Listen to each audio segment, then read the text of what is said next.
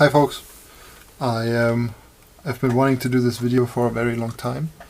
I've soldered quite a number of 60% keyboard kits in my life, and I thought it'd be fun to show you the way I do it right now with all the experience that I've made over the month. And show you some of the tricks that I like to do, and share some of my other experiences that I made. I'm using a very cheap Chinese keyboard kit, just straight out of the box. It comes with a quite nice aluminum plate. It's got the infamous Satan PCB. Yeah, the good old Satan G80, some in development clone of the G80 keyboard, some screws and some rubber feet. We're gonna need these later. Well, we're gonna need the case later. Right now we need the plate, the switches, and the PCB. What I usually start off with, because it's quite a pain if you forget to do this early on, is putting in the stabilizers. Okay, I've gotten some of the harvested stabilizers I got from Cherry boards. I'm gonna need 2 fixtures here, 2 here, and 2 here. That's the advantage of doing an ISO board. You only need 3 stabilizers compared to the 4 stabilizers on a 60% standard ANSI board. Oh yeah, plus the spacebar, of course. Good.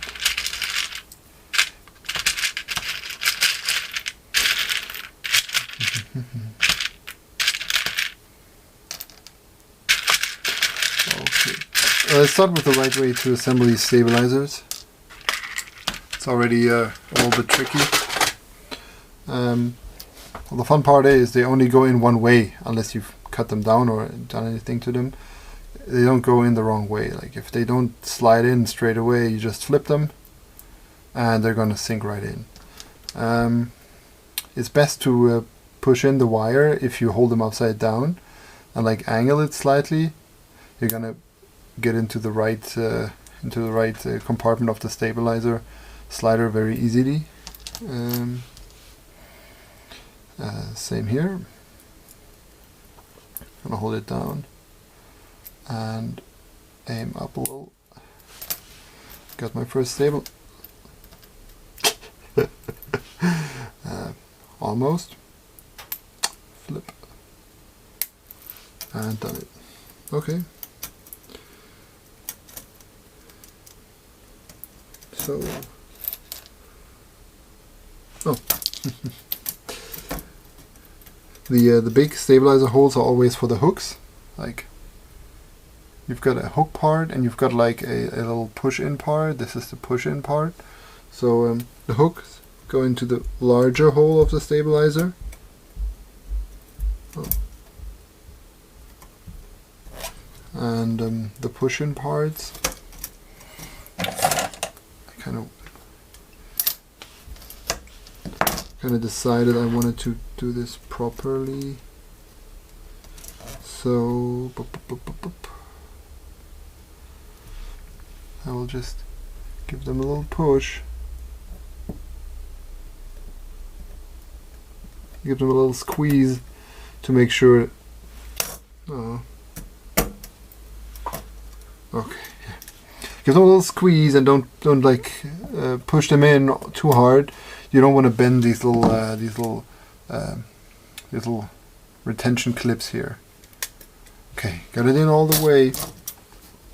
Okay, it looks pretty symmetric to me. Now do the rest with the other stabilizers. Do the same with those.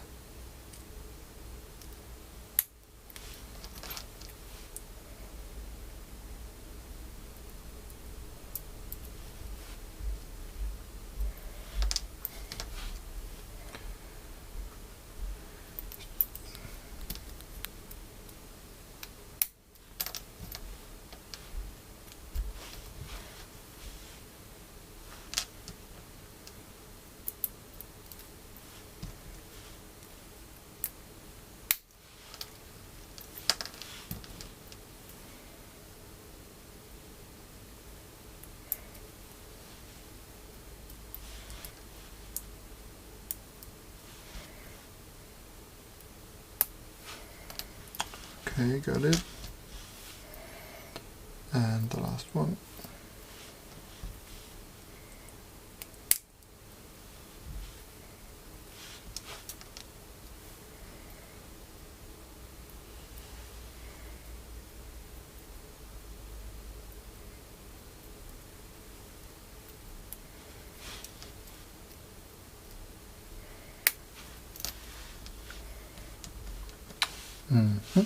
Yeah, that's the free stabilizer every ISO user gets. Oh yeah, so this is ISO enter.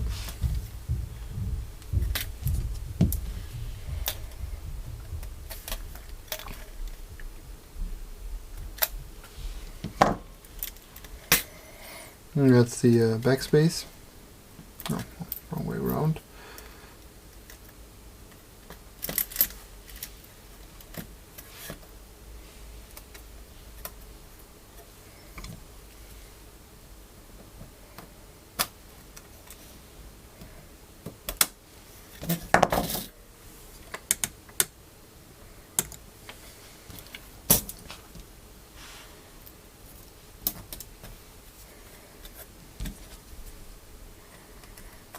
Very smart move in hindsight. I should have put this stabilizer in first. Could have reached it a little better.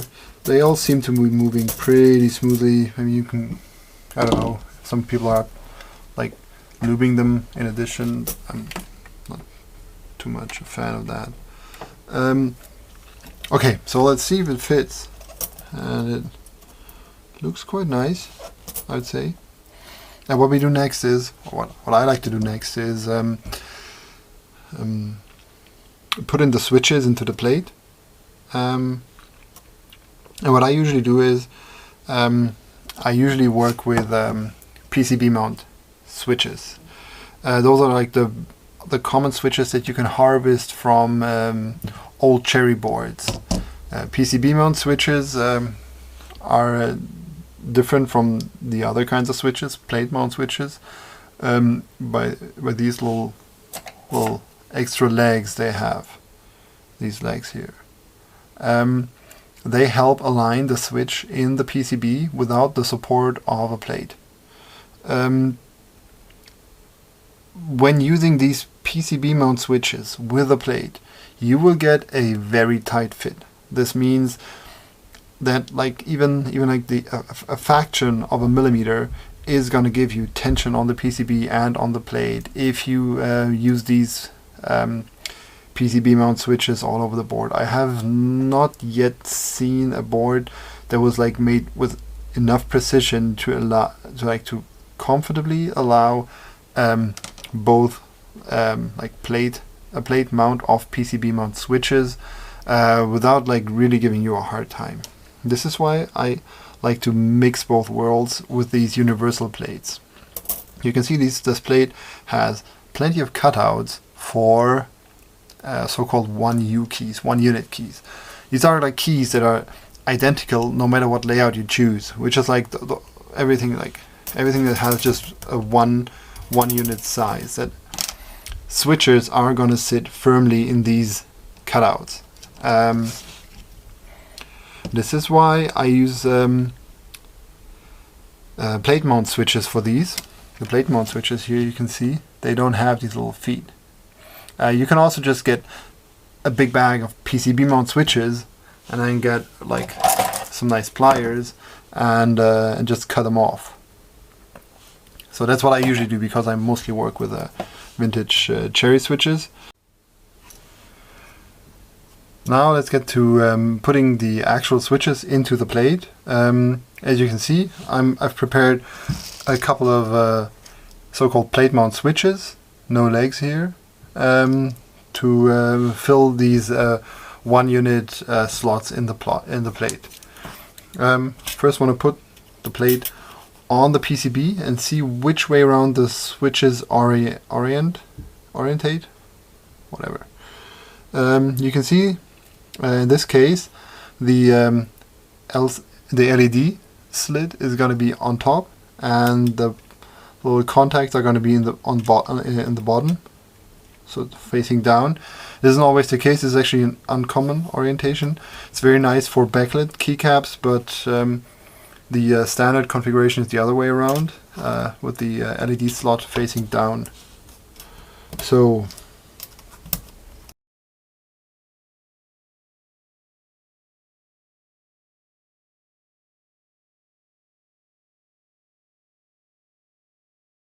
okay, looks nice. Now we're gonna try and see how well it fits onto the PCB. Turn around, see if we get the contact through.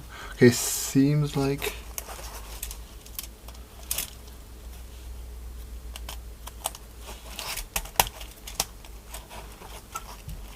okay, let's check the contacts again. Oh yeah, there we go.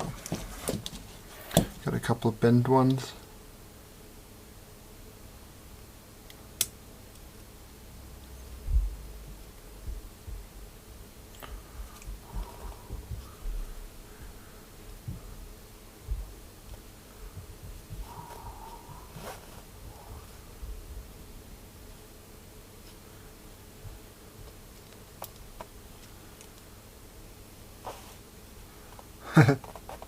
This one's terrible.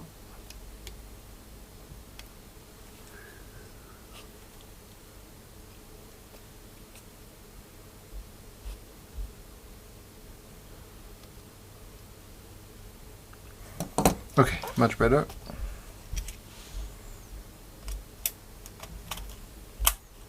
Ha! Much better. You can see. Looks like all the legs are sticking through. So that's usually the point where I start soldering. And what I do now is I only solder one leg of each switch, and I usually pick the more solid leg.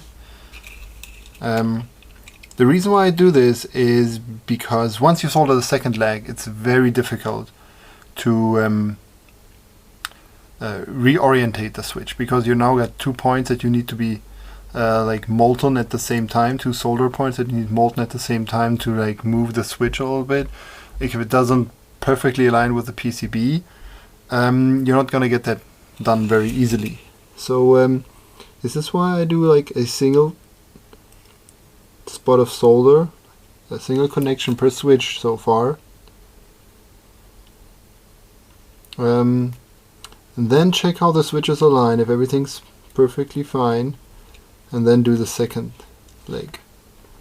What I also do, I put all the switches, the whole assembly, put it on some foam, and I push it slightly, like I gently push it down as I solder it, to make sure that the switch is pushed against the PCB a little bit.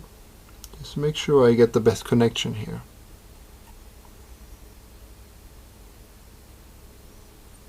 So the trick about soldering is to make sure to have enough patience to wait until both components that you want to connect are hot enough to let the solder sink in and like properly merge. The best way to transfer the heat into the component is to add a tiny bit of solder, which is gonna transfer the heat to the component very well. This is why I usually like push in a little bit of solder, wait till it sinks in, and then add a little more solder to make sure that it's fully covered.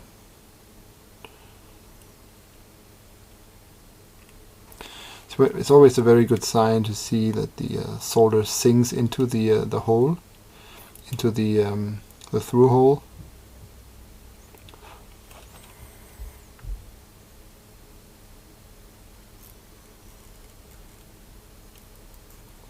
Okay, I've soldered the first line now. I'm going to do the other lines in time lapse. I'm going to do turn on the vent. But you can see I've soldered the first line of switches now. Only single leg. And what I do now is I'll check if they're all perfectly in line. Like I got to do it myself. I usually do it against the light and try to see through this little gap here and see if there's like if there's like a gap between the switches and the PCB. And if there is, I'm gonna push down. Like let's just imagine like this switch here, for example, is having a little gap from the PCB. I'll put my finger on it, push it up, push it against the PCB. I'll heat up the joint, and now I can push it in a little further. Remove the soldering iron. Don't release the pressure yet. Wait for the solder to cool, and then release. And now you're 100% sure that your switch is perfectly aligned with the PCB. This gives you like a very, very, very nice switch alignment. They're going to be looking great in the end. Okay, gonna time lapse the rest of the alphanumeric soldering.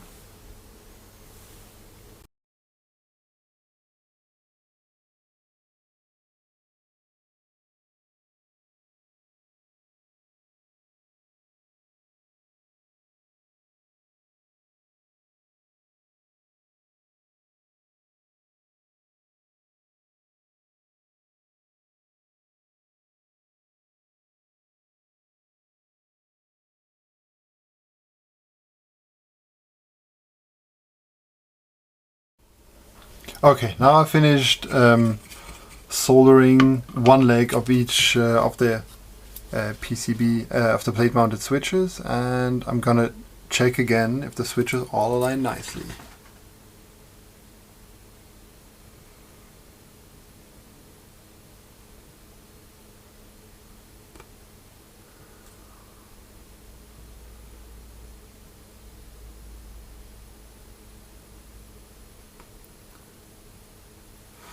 Okay, can't really see anything wrong. How does that look? Looks pretty nice, right? Am I missing anything?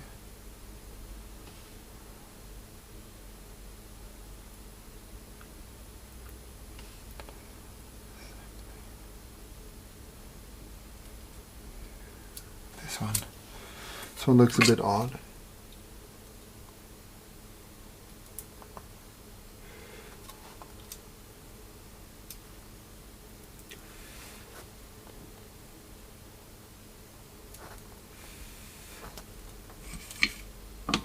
Try again.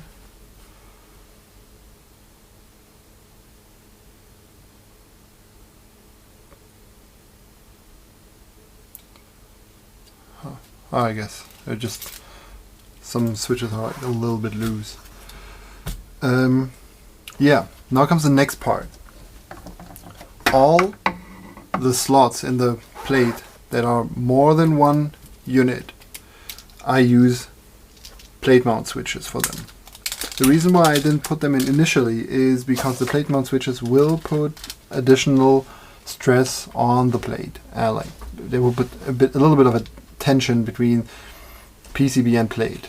It's much easier if you have all plate mount switches in the plate to just let it sit in the PCB, then solder them all. Once you got this fixed here now you can start pushing in the PCB mount switches.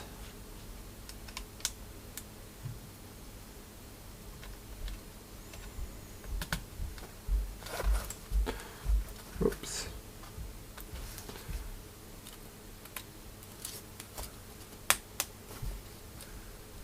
Yeah, you can see that you really have to make sure to push them in all the way. I like it very much if they have a firm fit.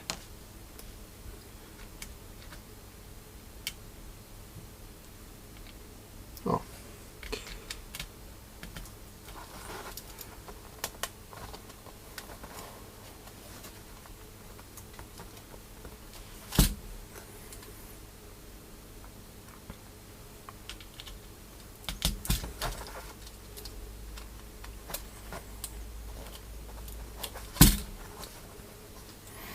Okay, I'm gonna go for a win keyless layout, which means I have to know this by now.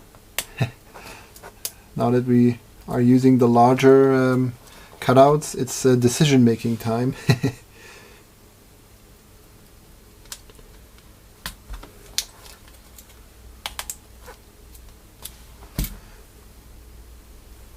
because I want this board to look clean, I am gonna put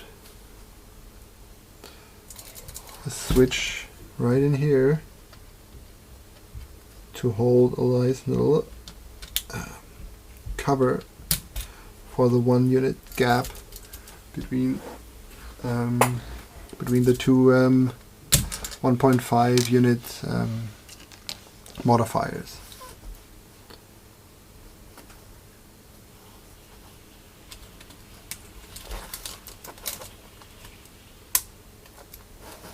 Okay, so here's another one.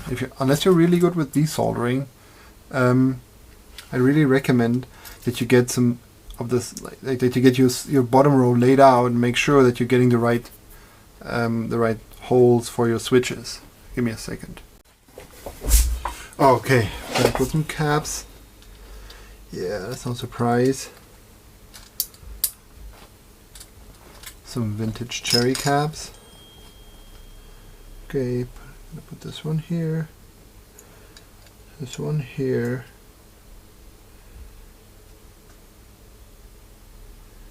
See, I think I already made a mistake. Gonna get my little switch removal tool. This is actually like a removal tool from an old electronics kit to remove socketed chips. Plate mount switches. PCB mount switches sit really tight. Okay, here we go. So it seems like I have to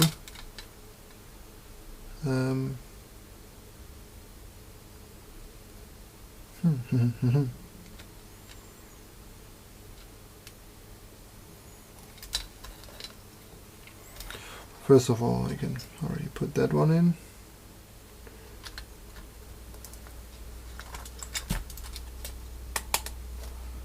First switch, it goes in right way around.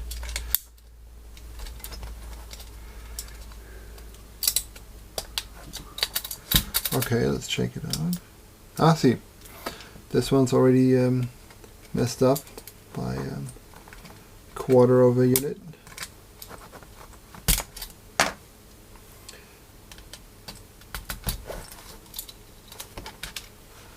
Okay, that one right.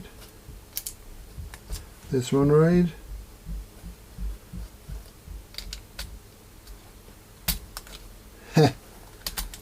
See? Now it's good. Same thing on the other side.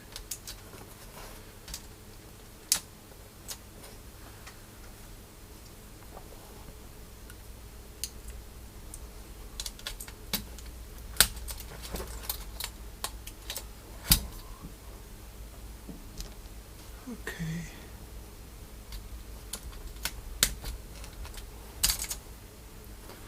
Looks good.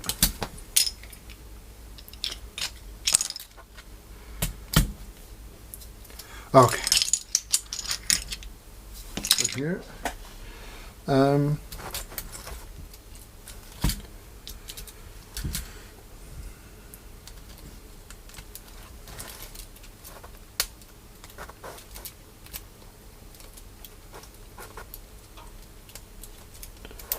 Make sure you push them all the way in. They're really hard to push in, but that means they sit really tightly.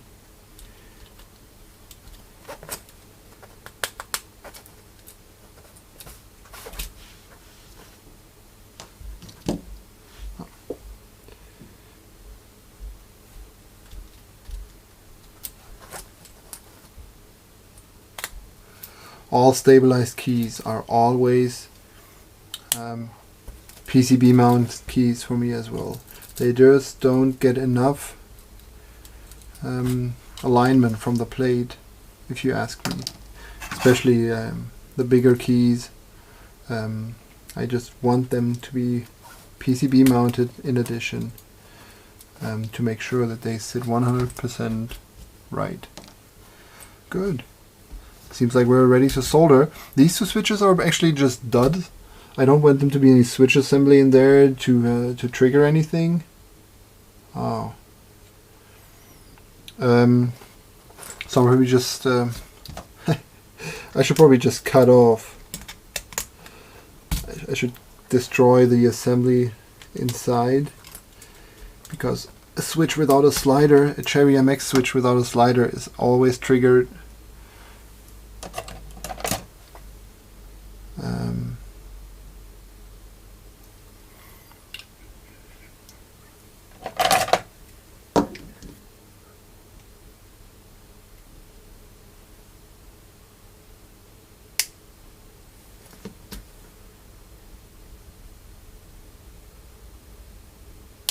So this switch is just used to hold a 1 unit cover.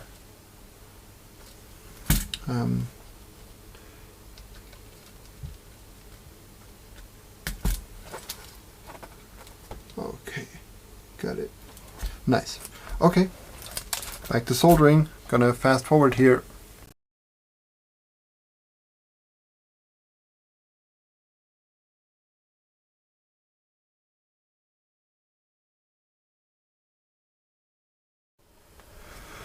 Okay, I'm checking again if the switches are all aligned nicely, especially the new ones that I got in. Yeah, looks good enough for me.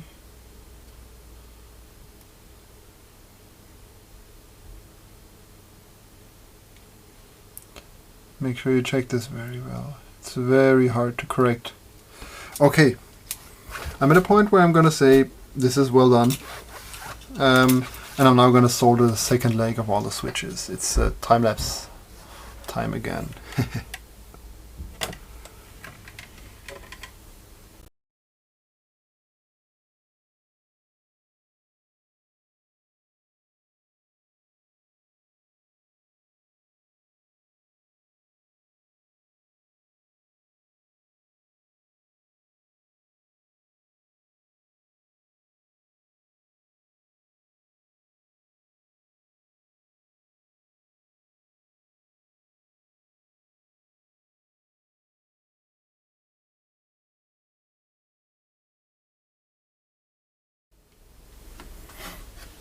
Okay, looks like we're done soldering.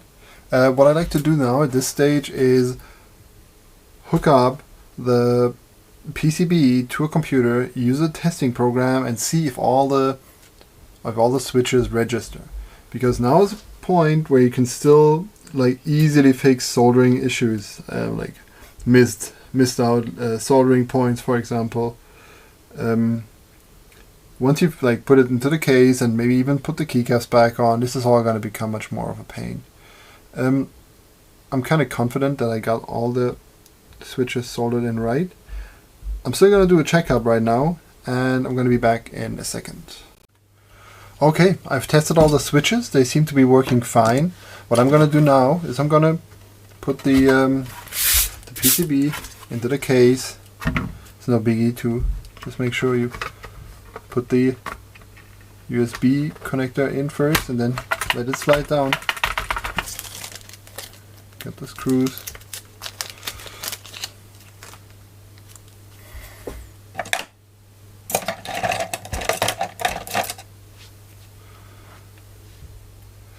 What I really like to do here is like give it like always do like one turn backwards until you hear it clack. Now you're at the beginning of the threading, and now you can just roll it in and don't risk screwing outside of the thread. Same here.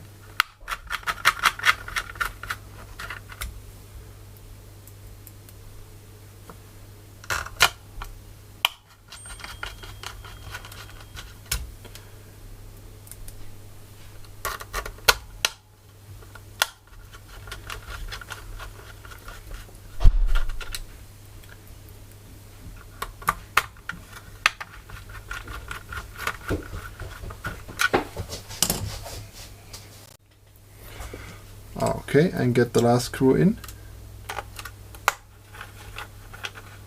So none of the screws are in too tight. I still want to be able to move the board around a little bit to make sure I get a centered fit. All the screws have a little bit of play. Try to get it as centered as possible.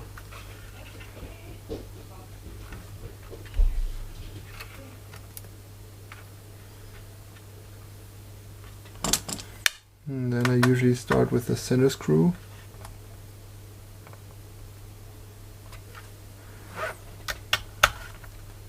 And fix them really nice.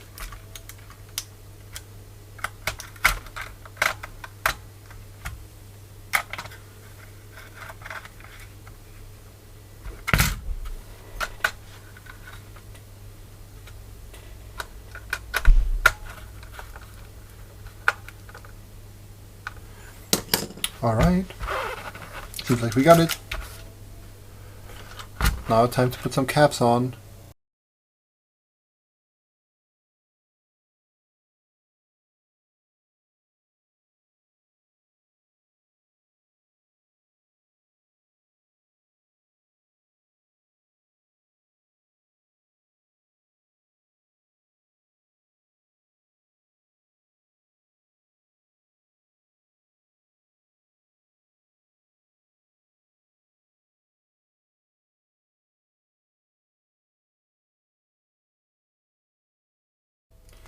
Here we go, an almost perfect looking wind keyless keyboard, the super cheaper edition.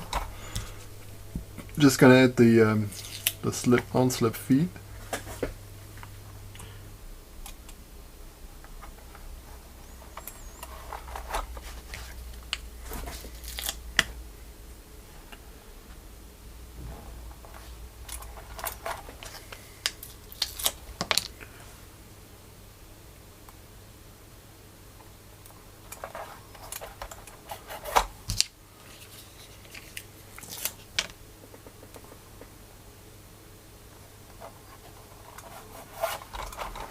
And there we go. Cheapest way to get a wind keyless custom keyboard. Nice. Nice. Hope you enjoyed.